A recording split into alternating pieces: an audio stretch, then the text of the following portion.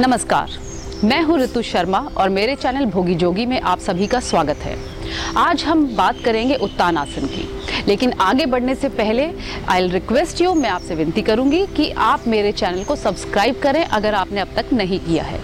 नीचे बने bell icon पर आप क्लिक करिए और सब्सक्राइब करिए, इससे आपको मेरी आने वाली वीडियोस के बारे में नोटिफिकेशन मिलती रहेगी। तो उत्तान आसन जो है ये एक स्टैंडिंग फॉरवर्ड बेंडिंग पोज है। ये काफ़ी आपकी हैमस्ट्रिंग्स, अगर आप देखें कि हम डेली इतना बैठे रहते हैं, ऊपर सोफे पे बैठते हैं, चेयर पे बैठते हैं, इससे हम सबकी हैमस्ट्रिंग्स काफ़ी टाइट हो जाती हैं। और हैमस्ट्रिंग टाइट होना, आपकी ग्लूट मसल टाइट होना, इन सब के कारण आपकी जो लोअर बैक है, अमूमन हर किसी इंसान को लोअर बैक का दर्द रहता है। तो आपका मेन कारण ये मॉडर्न डे लाइफस्टाइल है, जिसमें आप आधे से ज़्यादा वक्त जो है कुर्सियों पर बैठे रहते हैं, टीवी देखने के लिए, कोई कंप्यूटर पर बैठने के लिए। तो ये आसन आपके लिए बहुत ही लाभकारी है, क्योंकि ये आपकी जितनी भी हैमस्ट्रिंग वाली मसल्स हैं, आपकी लोअर बैक, आपके ग्लूट्स, सबको स्ट्रेच करता है। ये आसन क्योंकि फॉरवर्ड बेंडिंग पोज है, तो ये आपके पेट के जितने भी ऑर्गन्स हैं उनके ऊपर भी काम करता है। तो अगर आपको कॉन्स्टिपेशन की शिकायत है, कब्ज़ की शिकायत है, तो ये आसन आपके लिए भी है।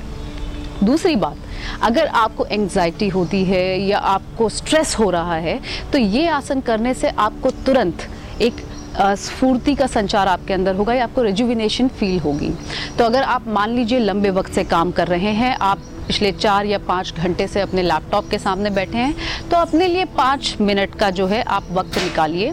इससे क्या होगा, आपको रिलैक्सेशन होगी, साथ में ही आपका स्पाइन जो इतनी देर बैठे रहने से कंप्रेस हो गया है, उसकी लेंथ भी बढ़ेगी। और योगा में स्पाइन की हेल्थ बहुत ही ज़्यादा इम्पॉर्टेंट है। यहाँ तक कि ये भी कहा जाता है कि आपकी उम्र आपके सालों से नहीं, आपके स्पाइन से, यानी आपकी रीढ़ की हड्डी से पता लगती है। तो अपनी रीढ़ की हड्डी को हेल्दी, लचीला बनाए रखें, और ये आसन उसमें आपकी मदद करेगा। तो उत्तान आसन के लिए आप सबसे पहले इस प्रकार से अपने पैरों के बीच में 1 फुट यानी 1 पैर का फासला बना लें। उसके बाद आप अपने घुटनों को इस प्रकार से टाइट करिए, जो यहाँ आपकी क्वाड्रिसेप मसल्स हैं, आप टाइट करिए इन्हें। हाथ इस प्रकार से यहाँ रखें अपने लोअर एब्डोमेन के पास, चेस्ट बाहर, चिन पैरेलल टू द ग्राउंड। अब एक्सहेल करते हुए इस प्रकार से अपनी कमर को मत मोड़िए। आप कहाँ से, अपने पेल्विस से नीचे आ रहे हैं। आपका पेट टाइट है, आप नीचे आ रहे हैं, नीचे आ रहे हैं, नीचे आ रहे हैं। अब कुछ लोगों को दिक्कत होती है कि वो यहाँ से नीचे नहीं जा सकते, तो आपको ये नहीं करना है, ठीक है। आप अपने कमर को किसी भी हालत में नहीं मोड़ेंगे, आपकी कमर हर वक्त सीधी रहेगी।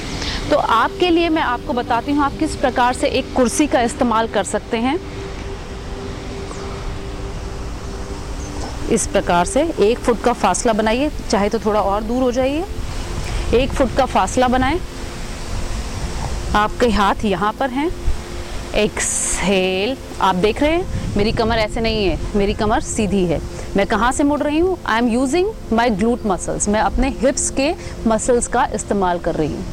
एक्सहेल, मेरे पैर बिल्कुल टाइट हैं और मेरा वेट जो है वो टोज की तरफ है, हील्स पे नहीं। अपने हाथ इस प्रकार से सामने रखें। एक्सहेल, अपने स्पाइन को जितना हो सकता है लंबा करिए, अपने पैरों की मसल्स बिल्कुल टाइट रखिए।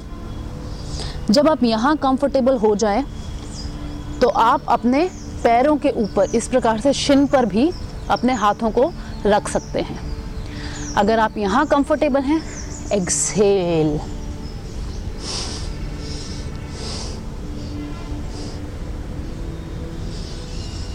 इनहेल, लुक अप, एक्सहेल, हाथ हिप्स पे, इनहेल, ऊपर।